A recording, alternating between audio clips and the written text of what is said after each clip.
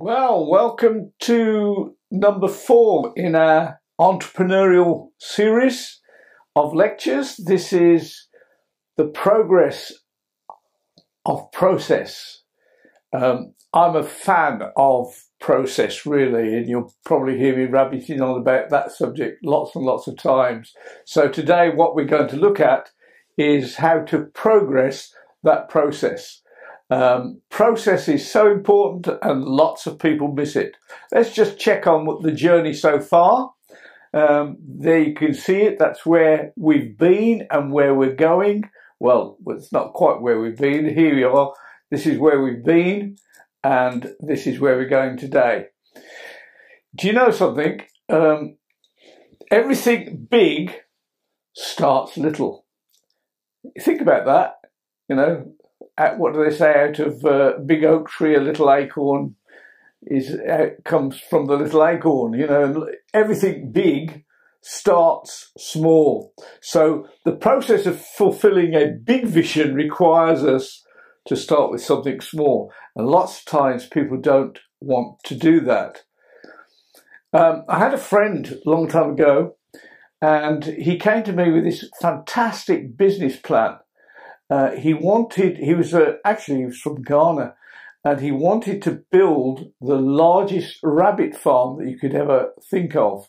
That was because in his country, rabbit is a staple diet. Not fond of it myself, but anyway, he wanted to build this rabbit farm.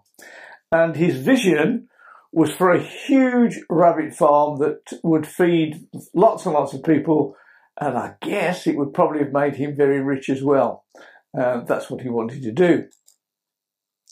I looked at the business plan and I said, congratulations, you're a genius. I looked right the way through it. I thought, this is absolutely fantastic. This can work. It really should work.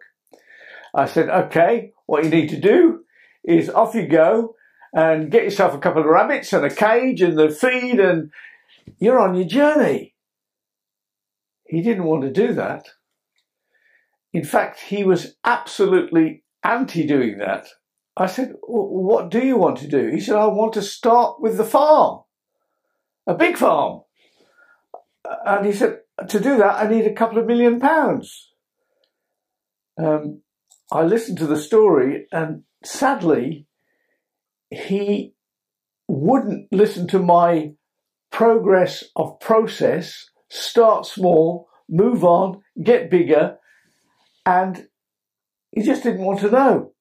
In fact, tragically, he said, no, what I'm going to do is I'm going to pack up my job. He had a good job, actually. And he said, I'm going to stay at home and pray till I have £2 million. I said, I don't think that's a good idea. I was a bit suspicious about him staying at home as well and praying. I think he watched television, but there you go. That's me being a bit cynical. But and I really like the guy. But sadly, he didn't understand process. He didn't want to do process. He wanted to start big. You know, actually, when you think about some of the big names in the high street, Marks and Spencer's, Tesco's, they really started so small, all of them. I think Tesco's was a barrow in a market. Marks and Spencer's, tiny little place. Lots and lots of these big companies that we think of. Alan Sugar, I've taken the time to read his life story. He started by selling bricks out of an old pram, not bricks, wooden bricks, to start fires with. Chop them all up, put them in bundles, and that's how he started to make his money. And you look at him now and you think, oh, isn't that amazing? Look, he's so rich he can do anything. Isn't that wonderful? But in fact, all of these people started very, very small. The tragic news was that this friend of mine, because he wouldn't listen to the process, he ended up really spoiling his family and himself, and eventually, sadly, he died without fulfilling his dream, without fulfilling his vision. And it wasn't that it couldn't be done. He wanted to start big. He did not want to activate process. And oftentimes people do not want to do that. Process is the ability to see where you're going, but to understand that you have to take steps to get there and you have to build the plan. And remember what I've often said, and I'll say it again, every long journey starts with the first step. And even Steve, what's his name? He said that he was convinced that most people fail to succeed as entrepreneurs because they give up in the early stages when it gets tough. If you've got a vision and you've got a plan, it has to be processed, but you have to understand there's going to be times when you want to give up because you think, I'm not going to get there. Get there. Henry Ford, Ford Motor Company, he used to say, there's always somebody comes along and says it's impossible. And then he says all the negatives pile in and you have a whole song full of people shouting, it's impossible, it's impossible. Actually, you have to process things. Our culture, unfortunately, mitigates against processing things. We want, in today's world, everything right now. So think about it. We have instant tea, instant coffee, takeaway. We want it straight away. We don't want to wait for it. Microwave it, make it quick, have it now. Don't want to wait. The credit card will solve the problems. And so reality in our culture says you can have everything and you can have it now. But actually, in reality, real good things, if you want to build something big and good and useful for the community at large, it will take time, it takes process. You have to move from the small to the big. It's always like that. Somebody somewhere is doing it. Somebody's making that instant coffee that you can stick in your hot water and do it. So, process. If you've got a vision and a dream and you want to be an entrepreneur, then make it your baby. Feed it. Nurse it. Play with it. Talk about it. Love it. Dream about it. Be happy when it keeps you awake at night. Oh, dear me. I don't want to be kept awake at night. Well, some of these things, when you've really got something on your mind, keeps you awake at night. Have all those things and you'll be the person that is processing things. So let's look at what is process. First of all, in the process that we need to decide those plans, 1, 2, 3. There's more than 3, but let's start with 3. Where do I want to go? What's the first things that I need to do? What is the plan? How long will it take? And then we need to set specific goals. Now you'll find in almost every business plan that in fact, it sometimes becomes boring, but you'll find in almost every business plan, they have what's called a SMART plan. S-M-A-R-T. So here we go. SMART plan. Set specific goals. What am I trying to do? Make sure that those goals are clear and well defined. What is it that you're trying to get to? Set measurable, S-M, measurable goals. If you can't measure it, well, how far have you got? What was you trying to do? People sometimes live in a fog. They've got ideas and visions, but you need to clarify those things and process them. Set, here's the A, attainable goals. You're not going to get 1 million in the first day. It's unrealistic. What is it I can attain? My friend could have got 2 rabbits. Rabbits breed very fast. It wouldn't have been long, but he had to start small and he didn't want to. Set relevant goals. Sometimes you listen to people and they want to do something, but they're going off at a tangent. There's something else over there that has nothing to do with where they want to get to. So we have to concisely bring them in. What can I really achieve? and set them time bound. I want to achieve this by then. I want to get to there within 6 months, a year, 2 years, 5 years. When I was in college, we had a lecturer. He was the head of Coverdale Press, and he was the guy that first introduced to the United Kingdom the Living Bible, and the Coverdale Press produced that. And I remember him lecturing us at college and saying, the first thing you need to do when you leave here is set goals and work out a plan for 1 year or 2 years or 5 years or something like that. I'll let you into a secret. I've still got my 5-year plans on my shelf, and I reviewed them every year, and I've been doing it for, I don't know, 50 years, and they're still there. And it's really exciting when you set goals like that and you tick them off and you go, aha. I don't know about you, but I'm a bit of a list maker, and there's something very satisfying when you've got a work schedule and you've got that list in front of you and you tick them off, it's done, or you cross it off. It gives you a sense of satisfaction. So we need time-bound goals. What am I going to do? When am I going to achieve it? Where do I want to get to? What's the first things I need to do? What is the plan? How long will it take? Then we need to create a plan that is itemized. You know, one of the things I've often noticed when I've been in the United States is how clever they are at stating the obvious. What I really mean by that is sometimes I remember doing a course for an American plan, and I thought, oh dear me, they even tell you where to stick the postage stamp.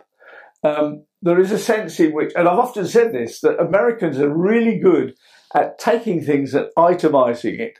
The British, on the other hand, we have got the big plan and we want everybody to jump, and we assume lots of people know all sorts of things in the middle, and sometimes they just don't know the middle things. And that's a real problem. Whereas Americans assume you don't know anything at all, you're stupid. And sometimes that's very helpful because you do actually have everything itemized. First I do this, then I do that, and then I do the other. What's the plan? How long will it take? Create a plan. Chronologically, put things in order. Where am I going? What's the plan and where does it go? And if you go, and what is it that doesn't take money these days?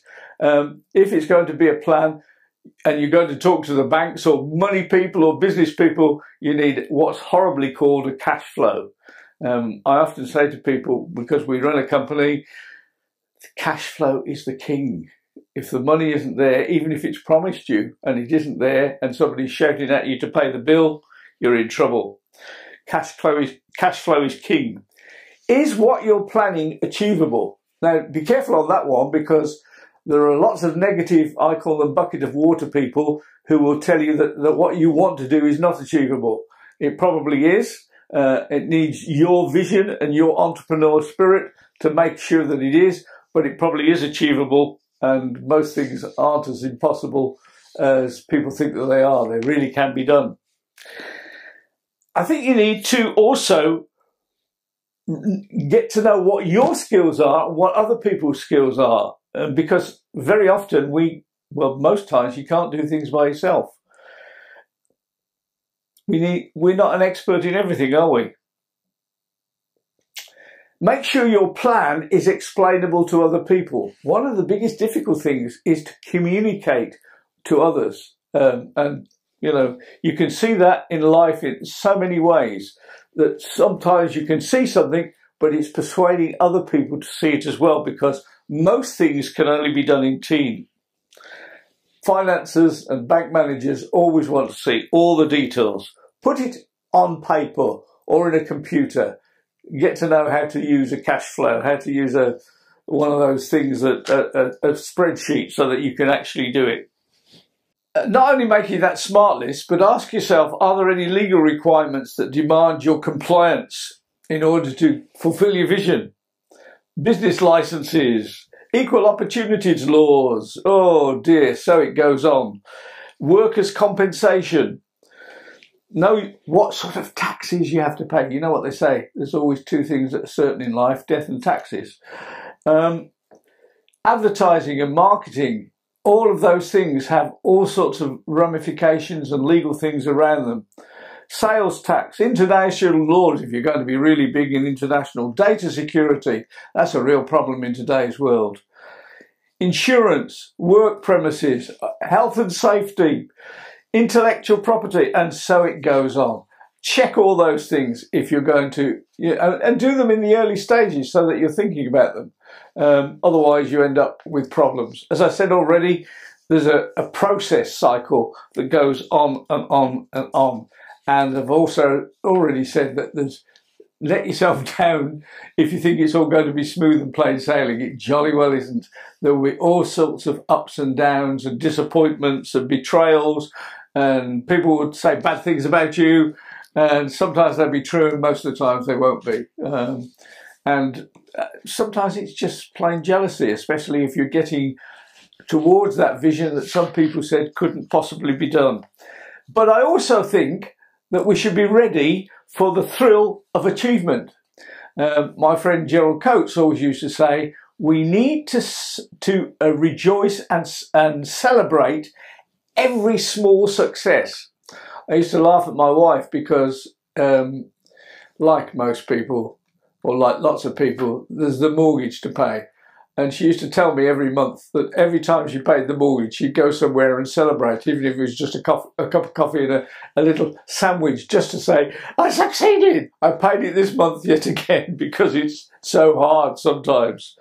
Some cases, you'll be going where the experts said you couldn't go. I remember talking to my mother when I was a little child and asking her, will we go to the moon one day? She said, we will never, ever land anything on the moon. Just shows, doesn't it? Sometimes you'll even get praised by those who said, ooh, you can't do that. And sometimes you'll find that people respect you who you didn't even know because you have been where other people haven't been. I want to tell you a little story from the Bible. I call it the Babel principle.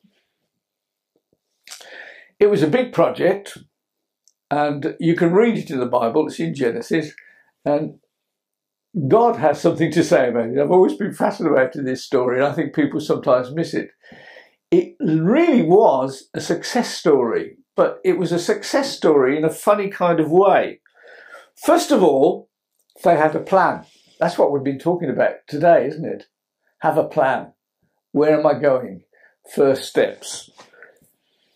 Then, secondly, and this is what the Bible actually says about the Babel principle. Secondly, all the people were in agreement that the plan should be accomplished. Do you know something? It's really difficult to get people in agreement. And when people are in agreement, it's easier to make a plan come to fruition. I've often said poor old Moses knew that they could possess the land that he wanted to possess, but he never did. You know why he never did? Because he couldn't persuade other people to come with him. That's always a problem. I've experienced in my life when I could see where it could go, and we didn't get there because I failed to persuade other people to come with me. So the third thing in the Babel principle is good communication. How well do I communicate what I see and what I understand and what I can persuade others to come with me for? And the really interesting thing I find about this story is what God had to say about it all.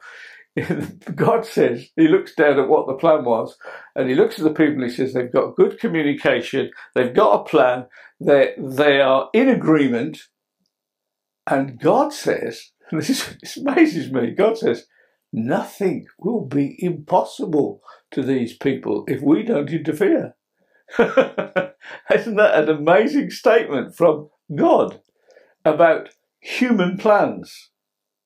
We can achieve it. We can do it. We can do it if we have a good plan, agreement with others, good communication, and you find that it comes to fruition. Never forget that your progress and process sometimes will go wrong. And next time we talk together, I want to talk about something that people don't like to talk about, and that is the ability to deal with failure. How do we do that and still be a successful entrepreneur? How do we deal with failure? I hope you've enjoyed my process. It's something that I keep coming back to. We need process. I'll see you next time.